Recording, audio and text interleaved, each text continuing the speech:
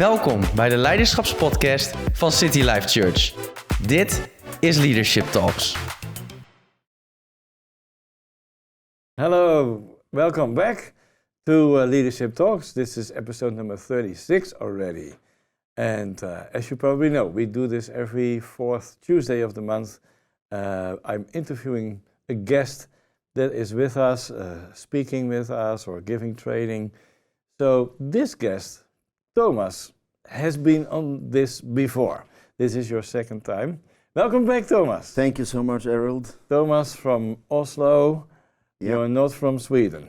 No, from Norway, yeah. You're from Norway. Is that a problem, Norway, Sweden? Is that Are they good friends or no? We are good friends, friendly rivals. Friendly rivals, Yeah, okay, yeah. okay. Hey, you've been with us the whole weekend, also speaking to the men's conference. Was very inspiring. Thank you for that. And we will skip the question, leadership is the problem, because you answered that one last time. Or did you change your mind a bit on that one? No, I think that truth still sticks there, yeah. So you've been with us a few days in the Netherlands. Can you have a bit of by the way, who's Thomas? For those that didn't watch you last time, who's Sure. Thomas? Well, I am 43 years old. I am married, 3 kids. I grew up not planning to be in ministry. My dad was a pastor, did not plan or intend to do that. Not at all, eh? No, not at all. Actually, not when I was a teenager. That was definitely not the plan. No. But when I was a very little child, they started to, I pretended to preach and stuff like that. Yeah. But when I grew up, it was As like a teenager, you thought no. Oh, that was embarrassing. They showed me videotapes when I was preaching like a 5-year-old, and I was like, "Oh, give me a break." Forget that. Yeah. But then, of course, life took another direction, and very happy today to lead the church and do work for the kingdom. The church in Oslo, but also in Mexico. You told us a little bit about that last time. Yeah. The fastest growing is in Mexico. That's, I would say the most well-functioning campus is in Mexico. That's even better than fast growing. Yeah. Well-functioning? Yeah. Can we zoom in on what do you mean by well-functioning? If we're talking leadership or culture? Well, if you talk about being several campuses and departments, sometimes it's like the people who are closest, the locations that are very close. How can I say this? It's not to speak bad about them, but some things, you become a little bit familiar. Yeah. You take things a little bit for granted. Yeah. They might come in a little bit more entitlement sometimes, while when you travel half the world and you spend a full week with them, they are hungry. You know? They want to. So sometimes the quality of the conversations are really, really good because they are curious and they absorb lots of information and so. But of course, that's just one detail. But the reason it's well functioning is, of course, also because they have great leaders. Mm-hmm. I think the last time we were talking on this the Leadership Talks. That was probably a little bit right after COVID, or a bit of COVID still, regulations. Yeah. So we're a few years later now. Has COVID changed people? Especially on, if I may, we see advertisements everywhere. Everyone is looking for employees. Every organization is looking for volunteers. What happened? Yeah, well, did it change? I guess people? That's the same in Norway. The same, Yeah, for sure. Yeah. It changed people, but it's funny you ask because we just had our own leadership conference some weeks ago, and every time I mentioned I had a sentence where I would mention COVID, I would just say beep. I would censor the word. Good. Yeah. Because the theme of the conference was forwards. Yeah. So I would say, now for a long time we have been talking about beep and its consequences, but now we are looking forwards. Good. Yeah. So the question is very fair and it's very true, and of course we do discuss and talk about this. Yeah. But I think also maybe there are some great answers to your question. something's changed, maybe in the volunteer spirit, not just in the church, but in the world. Yeah, I think so. Yeah. But I do think also that for leaders, the COVID or the beep is also becoming an excuse sometimes for us when we don't reach people or we don't manage to raise enough leaders, and we say, well, COVID changed it, you know. So I think we need to actually, we said, that's your statement, leadership is the problem, and leadership is the answer. Yeah. And I think to this issue, even we as senior leaders need to stop blaming COVID for certain things and just, train people. Them, But what does it look like in your church to get the volunteers back, or to inspire them to? And the other question that comes after this is what is the hesitation of some people to do a step up in leadership? But do you have special things that work for you to get the teams filled up again? Yeah, well, I think I know what to do after being here in your church, because now you do things so great. So I have to say I've learned a lot by being here, and just to see the spirit among your volunteers. I think there are many answers to your questions. So what I'm going to say is maybe not the main thing, but it's one of the things. And actually, some volunteers, they lack confidence. And they lack confidence because maybe they used to do something, and now during COVID, they reduced a little bit their commitment. And maybe even in church, they, their attendance frequency went a little bit down. So they feel bad. And when you ask now, maybe it's time for you to take a step or to volunteer for this, it's easier for them to say no. But it turns out, and this was actually a little revelation for me, it turns out it's not necessarily just because they don't want to or because they're tired. It might be that. But one of the reasons is that some people, they think, no, I have stepped down a little bit. I do not have the confidence to take on more. They actually don't feel qualified, and they think you shouldn't ask me because I need to repent. So I think one of the keys, not the only one, but one of the keys has been to restore confidence and tell people you are qualified, you are called, and we need you, you know. And even if maybe your frequency or your commitment have been down a little bit, we can, it's not too late to change. You're still very welcome. To help and come back. Very good. So can we zoom in a little bit more on not only this and not only after the beep?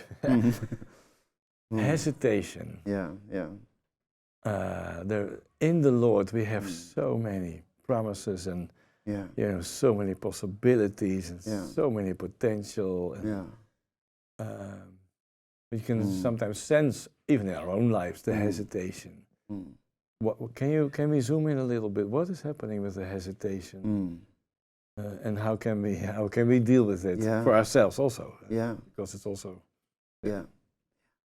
Well, we talked this weekend about Moses. He had a hesitation, when God said, "You are a deliverer. You are a speaker. You are someone to show freedom to the people."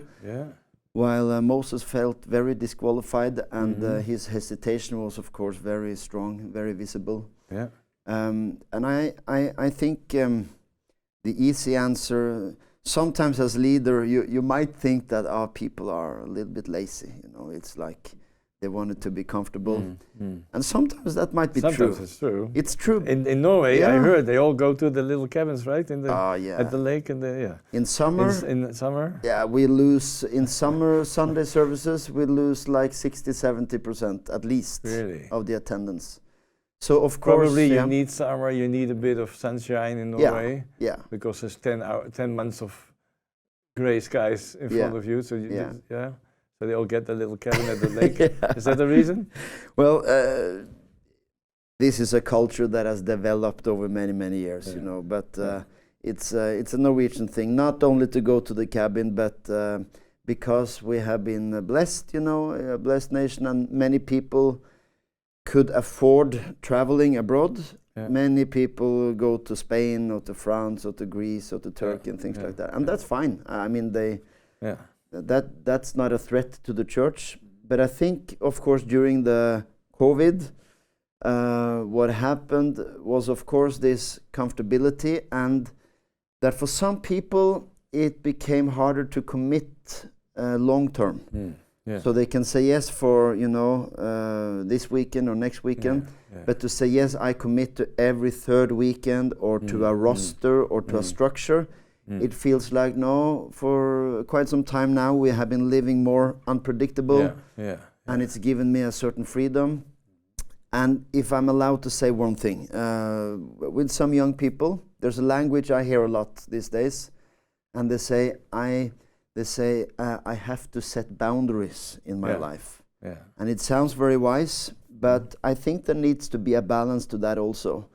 Because yes, you need some boundaries, but some people are so clever at their boundaries that they stop growing. And actually what happens is that they shrink and they do not get...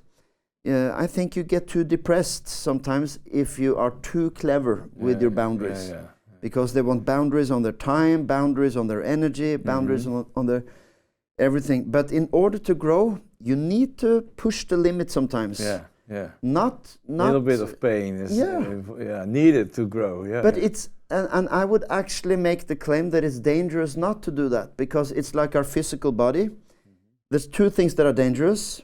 It's to never be tired or to always be tired. If your body is never has a high pulse and you do a run and you push your limits, you will be in very bad shape. It's not, your heart needs every now and then to get up a little bit and sweat, you know? So it's dangerous if you never do that, but it's also not good if your heart is always fast-paced. And I would say it's the same with commitment, leadership, and all these things. It's not healthy to be worn out all the time. But it's not healthy to never be worn out. We need to be worn out sometimes. It's good for the body. Very wise. So we're talking boundaries, the hesitation. Another hesitation I heard you talk about was very helpful. Well, that's not who I am. That's not how I'm wired. That's not my sweet spot. That doesn't give me energy. And there's a few other... We hear that a lot, and we understand what we mean by that. But sometimes it's a little bit. Can you zoom in? You did a message on this, which was very helpful. For me personally, I'm not blaming people who said that, because that was my language in terms of becoming, a leader and doing what I do today. Moses said it, huh? Yeah, it's not me. I'm not a speaker. I'm not a speaker. And then God says, "Well, who gave you the mouth?" And then he still says. He says, please.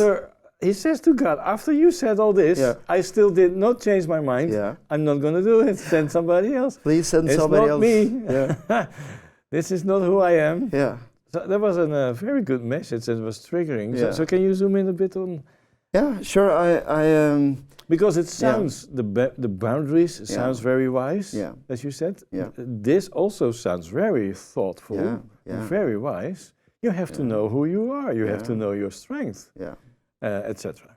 And it can sound even spiritual.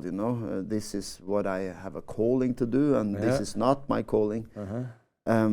There's a lot to say about that, but for me, it's almost my testimony that one thing I discovered is that you don't know yourself that well. When we say that's not me. Many times we don't know what we're talking about, because there are so many things in us that we are not familiar with. There's a potential in us. I know it sounds a little bit, cheesy, motivational, but there really is way much more to you than you can imagine. So I think when we say, I cannot do that, it's not me, it's not how I'm wired.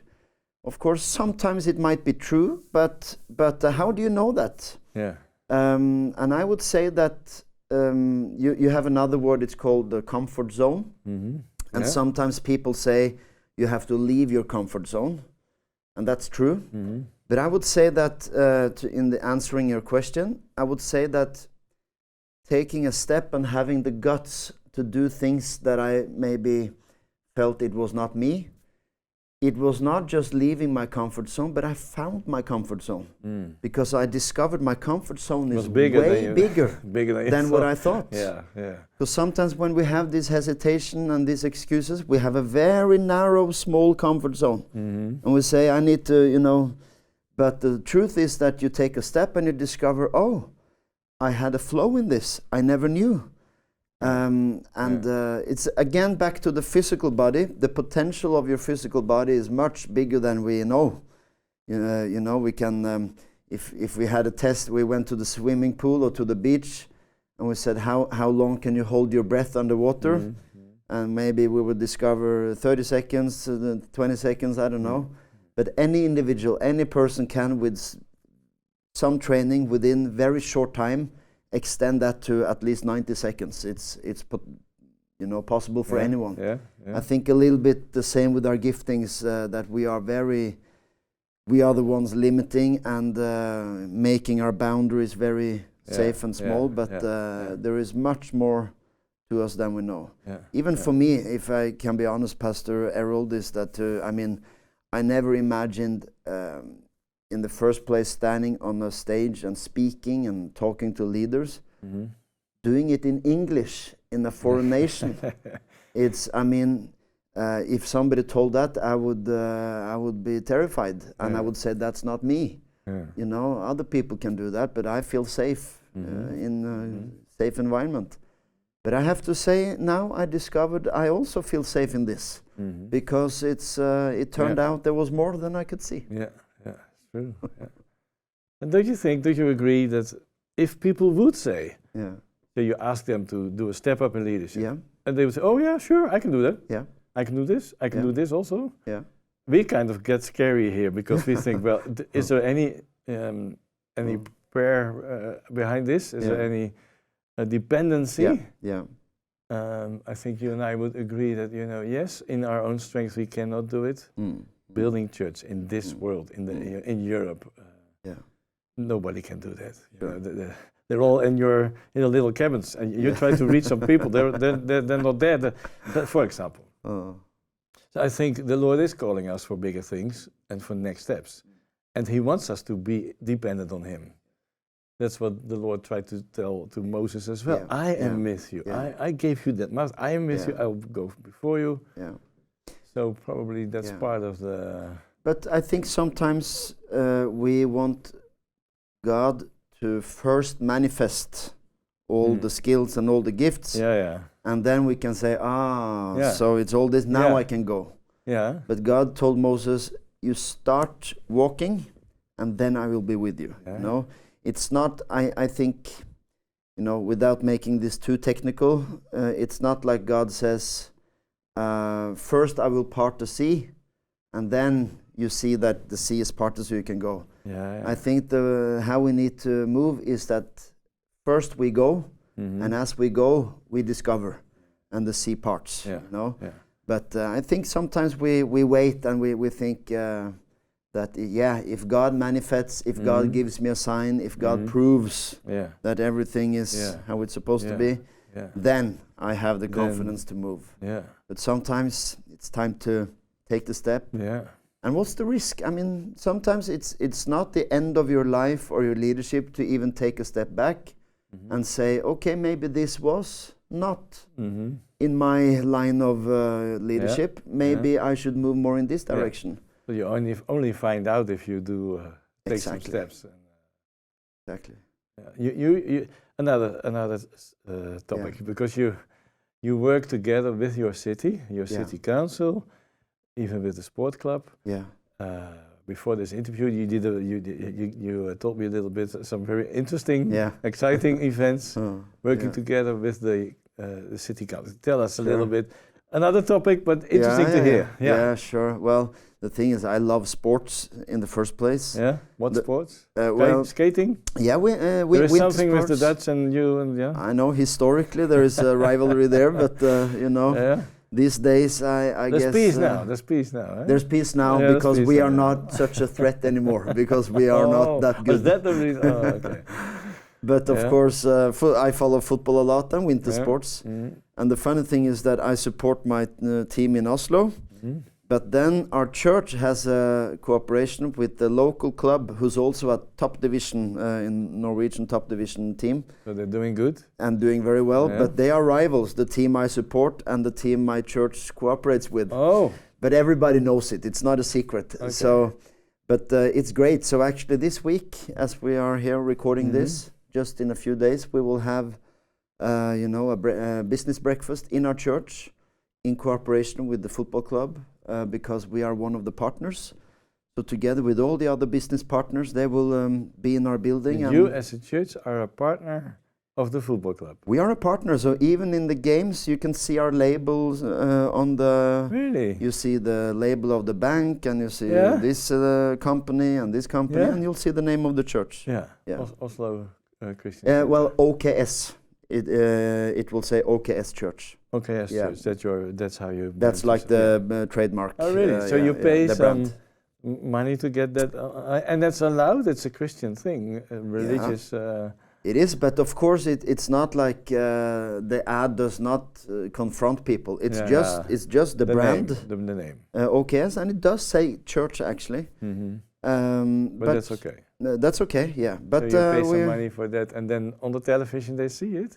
You can see it on the television, and also on other places in the club. That's really you're the first pastor that I talked to that does sponsor. But I'll tell you that it's local. Well, local. It's bigger than local, but But it's relationship based. So I think in the beginning, when this started, there was a lot of skeptical people.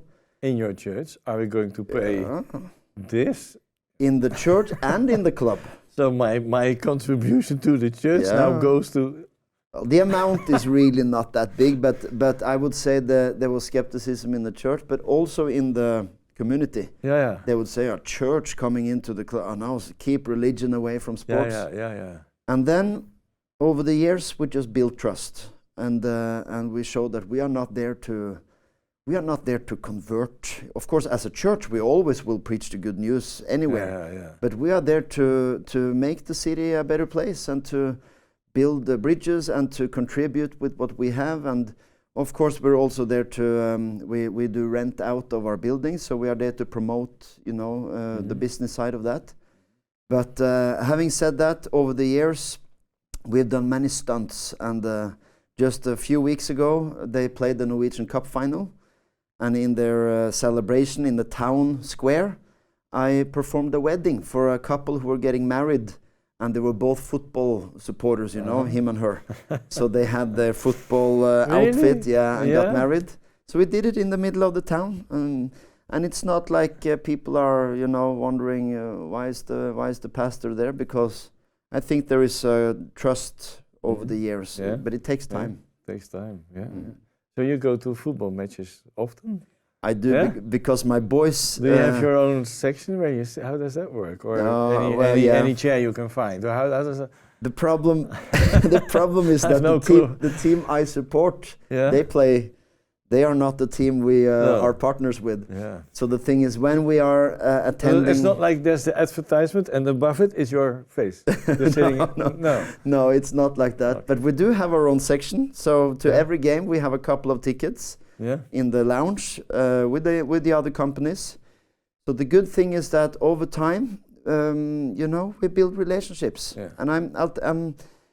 and I'm very relaxed when I go there. I'm not there to be the pastor or the priest. But what happens on some events, and some of the company events is like in the nighttime, or there's like sometimes there's an event with for a conference, or we go somewhere, and there's a dinner, and people have a couple of drinks, and sometimes suddenly over dinner, they start asking questions. And I'm not trying to prove anything, but they are curious. And suddenly, late at night, I'm sort of functioning as a pastor, because they ask spiritual questions and they ask personal questions, and I don't mind. I don't plan for that, but I don't mind. You're open to. So I think it's been a great blessing to just You know, I think it's many years ago who said, don't just be a pastor for your church, but be a pastor for your city. To a certain degree, that's a challenge that we are still trying to unpack. So in a few days from now, you have your building full with the high officials, companies, all supporters for the they are all local business partners. Business partners. Are you going to say something? Are you allowed to? Are you supposed to?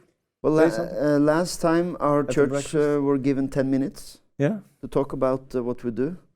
And so we did that in a funny way. So I very shortly, I started my introduction because every company says, when they have their introduction, they say we run these products and we are this number of staff and we have been running for this long and we was established in this year, And when it's my turn, I go up on stage and I say,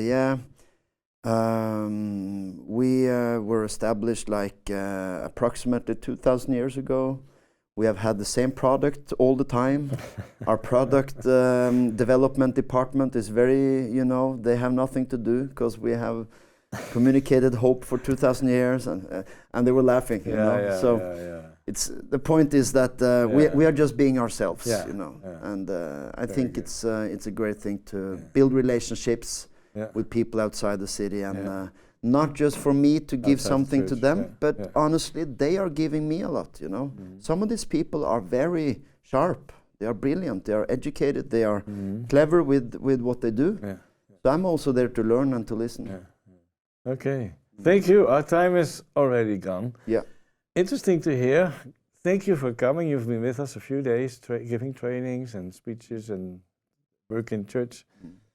So all the best for you and your wife and the kids, and your church and all the churches that you oversee. I hope you have a great time in Thursday with all those high officials coming to your church. It's great, it's amazing. Thank you for your time. Thank you, Pastor Erald. All right, we are already finishing the 36 now. This was number 36. So we do this every month. Let your friends know if you like this. Give us a shout out or a thumb up or something. Every fourth Tuesday of the month, we are there with another new episode from Leadership Talks. Thank you for watching or listening. See you soon.